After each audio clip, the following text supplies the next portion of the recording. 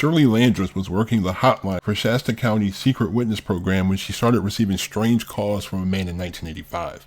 The line allowed people to provide details on unsolved crimes, sometimes for reward money. With the system being anonymous, the calls were never recorded.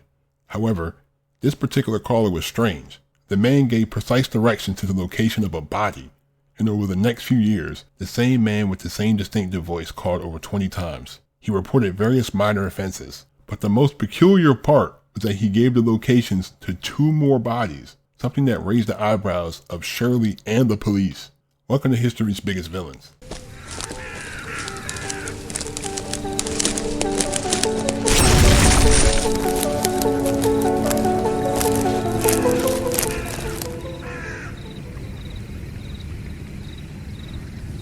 Robert Maury was born on February 24, 1958 in Crescent City, California.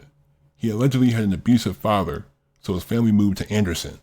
After high school, Robert enlisted in the Army, but he was discharged for weed possession. After this, he moved to Cottonwood, where he worked in landscaping. In May 1985, Robert's landlord, 48-year-old Avril Whedon, went missing. He was initially interviewed, but he denied any involvement.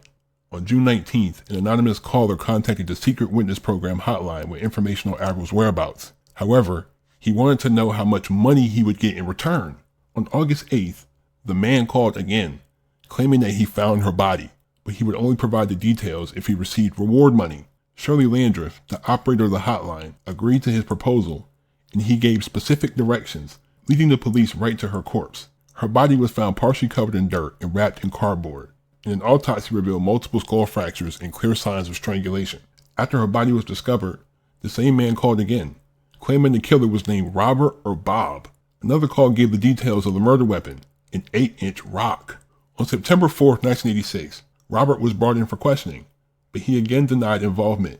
1 week later, the hotline rang again, as the same man called to report a burglary, while also asking for immunity in the Whedon murder investigation.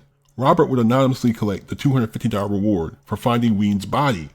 On June 22, 1987, 20-year-old Dawn Mary Berryhill disappeared after dropping off her 6-month-old son with a friend to go apartment hunting.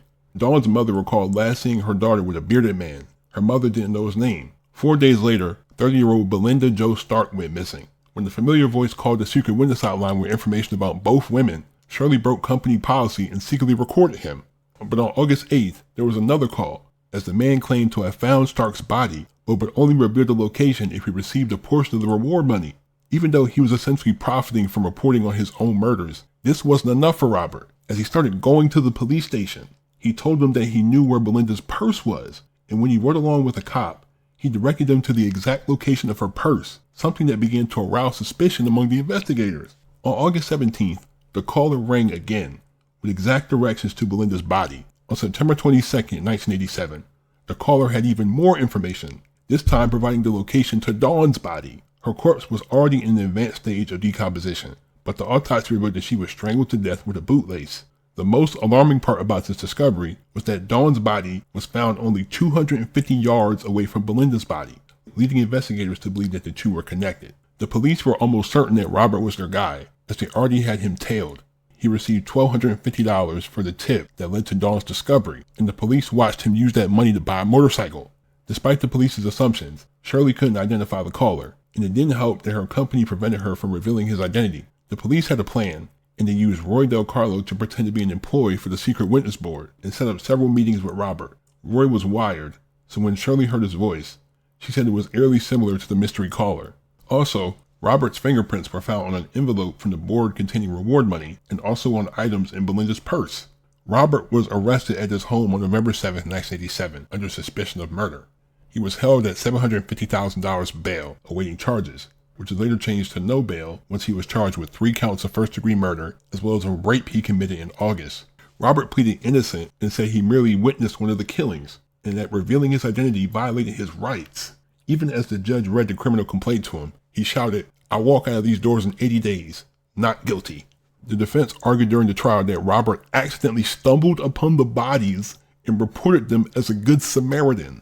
But multiple people testified that they saw him with each of the women right before they disappeared. He had collected over $2,000 over the years as a tipster. as in 1987, he was given $250 for serving as an informant for a robbery case, even though the police had him as a suspect in Whedon's murder, a fact they had to embarrassingly admit.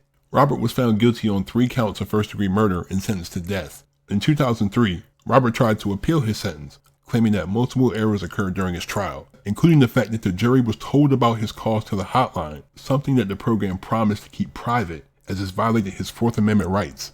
The court responded, saying that the program is allowed to pass on the information to law enforcement who were involved in the investigation, and so the appeal was rejected, and he remained on death row.